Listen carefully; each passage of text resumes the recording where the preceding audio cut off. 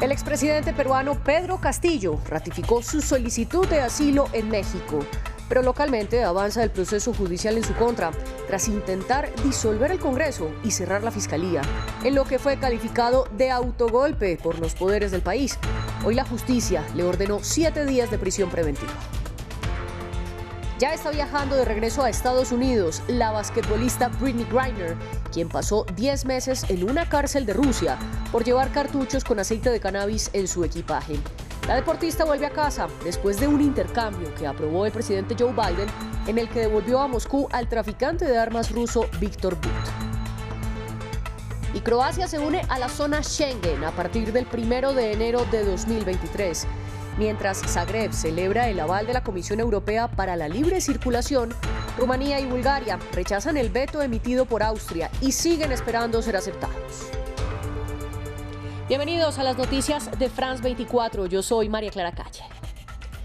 Iniciamos con la noticia del momento en América Latina. El expresidente peruano Pedro Castillo pide al gobierno mexicano que lo reciba bajo la figura de asilo, luego de que ayer el Congreso lo destituyó. Sin embargo, la justicia peruana le ordenó 7 días de prisión preventiva antes de que se adelante el juicio en su contra por presunta rebelión. Esto tras intentar, según quedó oficialmente establecido, un autogolpe de Estado. Andrés Granadillo nos amplía. Castillo ratifica su solicitud de asilo a México.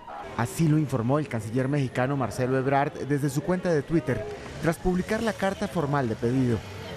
El embajador Pablo Monroy me reporta desde Lima que pudo entrevistarse a las 13:20 horas con Pedro Castillo en el centro penitenciario. Lo encontró bien físicamente y en compañía de su abogado. El presidente mexicano Andrés Manuel López Obrador pidió garantías para Castillo. Entonces, nosotros pedimos que se le respeten sus derechos humanos, que se actúe con legalidad verdadera, se proteja a su familia. Más temprano, en Perú, la Corte ordenó 7 días de detención antes del juicio en su contra por el presunto delito de rebelión. Se le acusa por su intento de disolver el Congreso, cerrar la Fiscalía y llamar a un gobierno de emergencia con toque de queda y pedido de elecciones.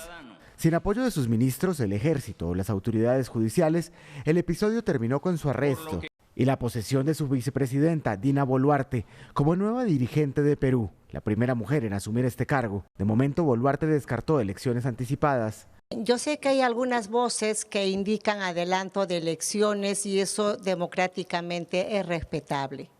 Creo que la asunción de la presidencia en esta oportunidad es un poco reorientar lo que hay que hacer con el país.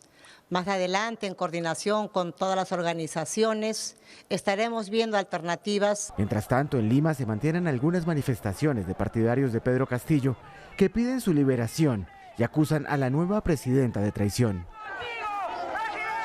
La vacancia por incapacidad moral que argumentó el Congreso de Perú para destituir a Pedro Castillo de la presidencia es una figura con la que el legislativo también presionó la salida de otros 2 mandatarios, Martín Vizcarra y Pedro Pablo Kuczynski. Y es que en los últimos años la política peruana ha estado marcada por la inestabilidad política, con 6 presidentes en un periodo de 6 años. Amal Benotman nos cuenta. En 6 años Perú ha tenido 6 jefes de Estado. En 2020, el centrista Francisco Sagasti fue investido como presidente para garantizar la transición tras la destitución de Manuel Merino, quien duró menos de una semana en el poder. El derechista ex jefe del Congreso se vio obligado a dimitir en medio de protestas contra su gobierno, un éxodo de su gabinete y numerosas peticiones por su dimisión.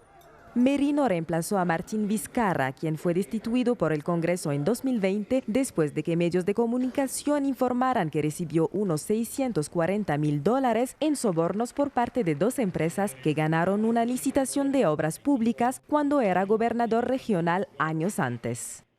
En 2018, Pedro Pablo Kuczynski se vio obligado a dimitir de la presidencia bajo la presión del Congreso. La Fiscalía había abierto una investigación en su contra por favorecer contratos con la constructora brasileña Odebrecht cuando era ministro bajo el mandato de Alejandro Toledo. Kuczynski negó inicialmente cualquier relación con Odebrecht, pero el ex jefe de Estado acabó admitiendo que su consultora había asesorado a la constructora.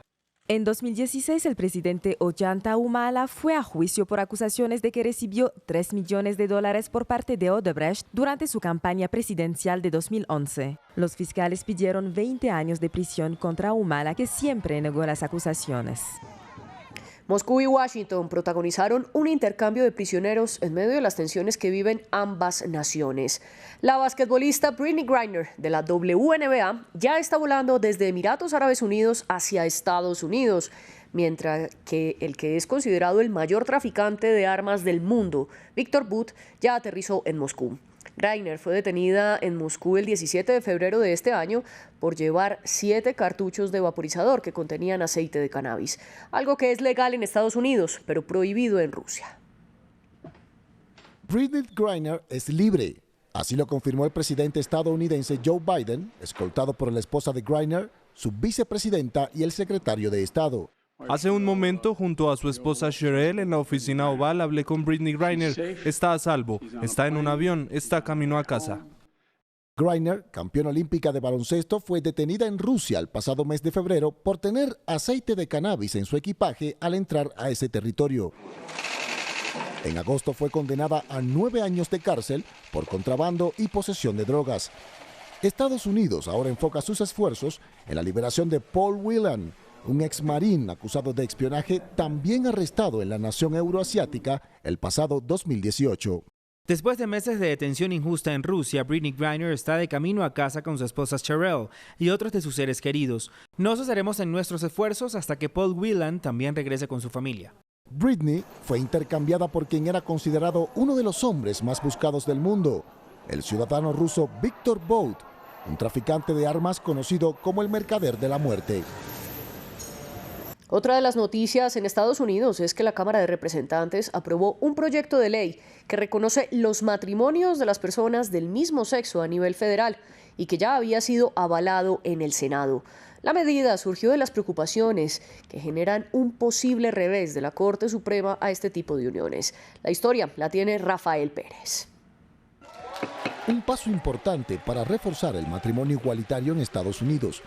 La Cámara de Representantes aprobó un proyecto de ley que protege estas uniones a nivel federal. Un debate acalorado se vivió en la sala. Este es otro paso más hacia la meta de los demócratas de desmantelar la familia tradicional, silenciar las voces de la fe y deshacer permanentemente el cimiento de nuestro país tejido por Dios. Sería incorrecto decir que mi esposo Phil y yo tenemos un matrimonio que es diferente al matrimonio de cualquier otra persona aquí en este cuerpo.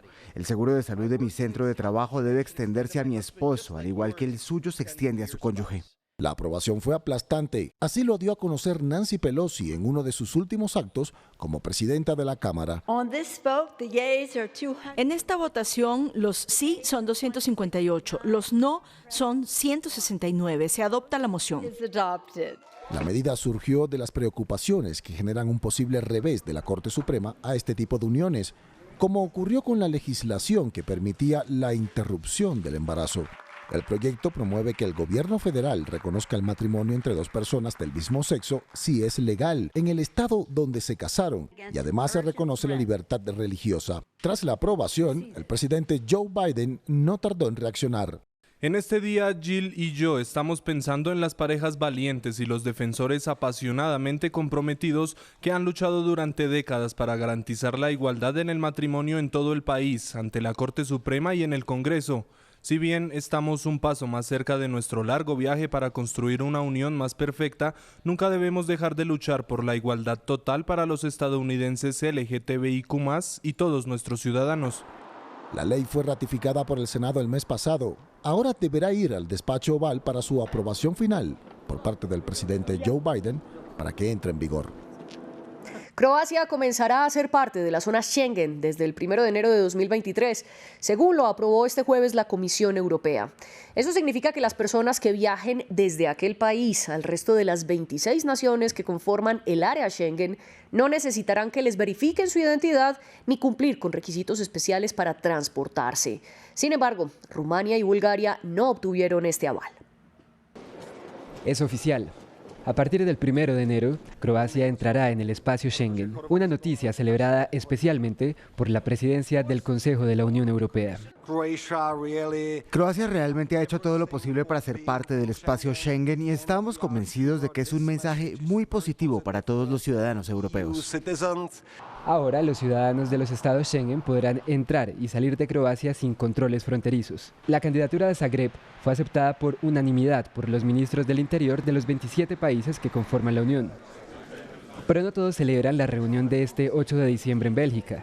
Rumania y Bulgaria también aspiraban a formar parte del espacio Schengen, pero no contaban con el veto de Austria, que teme que los flujos migratorios aumenten si estos dos países entran en el acuerdo. Austria tiene más de 100.000 cruces fronterizos ilegales, de los cuales 75.000 no están registrados. Y esto a pesar de ser un país sin salida al mar y en medio de los países Schengen. Entonces el sistema no está funcionando, lo que significa que tenemos que mejorarlo significativamente primero. Críticas infundadas según otros gobiernos europeos y en particular Rumania. Bucarest considera que cumplieron todas las condiciones para entrar en la zona de libre circulación. Lamentamos y realmente no entendemos la posición inflexible de Austria.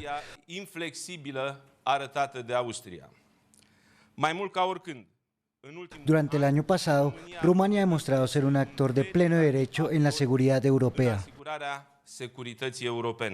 Una seguridad europea que los 27 creen que está en peligro mientras aumentan las llegadas irregulares. La ruta migratoria de los Balcanes occidentales representa la mayor parte del aumento, con casi 140.000 entradas desde principios de año. El presidente chino Xi Jinping y el príncipe heredero de Arabia Saudita acordaron la firma de alianzas de energía e infraestructura por unos 30.000 millones de dólares. Ese fue el resultado del encuentro del primer día de alto nivel de esta visita de Estado que ha fruncido el ceño de Estados Unidos. China busca impulsar su economía, ralentizada por la pandemia, al tiempo que fortalece lazos con el país árabe, que es un aliado de largo aliento de Estados Unidos y el mayor exportador de petróleo del mundo. Entre tanto, otros líderes árabes empezaron a llegar a Riyadh para asistir a una cumbre con el presidente chino, quien sostendrá conversaciones con los 6 miembros del Consejo de Cooperación del Golfo. En Ucrania, las bajas temperaturas y las condiciones que trae el invierno boreal han dificultado las operaciones que comprometen la guerra en el terreno. Nuestra enviada especial Catalina Gómez Ángel nos explica por qué. Esta lluvia es una de esas condiciones climáticas que marca las mayores dificultades ahora que llega el invierno. Estamos en la ciudad de Dnipro, a 4 horas del frente del Donbass, de donde regresamos anoche, y allí nos contaban quienes pelean en ese frente que en este momento, cuando regresa el agua y se descongela la nieve que ha caído en los últimos días, hace imposible la vida en esas trincheras que cada vez son más activas, especialmente en la ciudad de Bakhmut, donde la pelea se intensifica cada día más, pero también nos cuentan que trae sus ventajas porque esta niebla hace casi imposible el vuelo de los drones, que son fundamentales en esta guerra que comenzó el 24 de febrero. Solamente anoche los rusos volvían a lanzar 14 drones de fabricación iraní, drones kamikaze que fueron interceptados por las defensas ucranianas, pero allí en el frente nos cuentan que hay 2 tipos de drones que hacen la vida imposible tanto para unos como para otros. El primero es el dron Orlan, un dron ruso que vuela bastante alto y que tiene una cámara con bastante precisión que ayuda a dar mensajes y a precisar la artillería, lo que hace que los rusos estén atacando con mayor precisión, especialmente en la posición de Bakhmut, pero los ucranianos también usan sus drones, especialmente drones comerciales, los típicos que se consiguen en cualquier tienda, que ellos utilizan para también controlar las posiciones enemigas, y estos son dados especialmente por los voluntarios ucranianos. Estamos en una estación de gasolina, por ejemplo, donde cada litro que se consume da un grivna, o la moneda ucraniana, para comprar esos drones que ayudan a los soldados en el frente de batalla. Como todos los octavos días del mes, recordamos el secuestro del periodista francés Olivier Dubois en Mali. Este 8 de diciembre de 2022 se cumplen 20 meses desde que lo raptaron. En nombre de la libertad de prensa, en su apoyo a su familia y a sus personas más cercanas, en France 24 le seguimos dedicando nuestros pensamientos hasta que lo liberen. Así llegamos al final de las noticias. Los invitamos a que sigan con nosotros.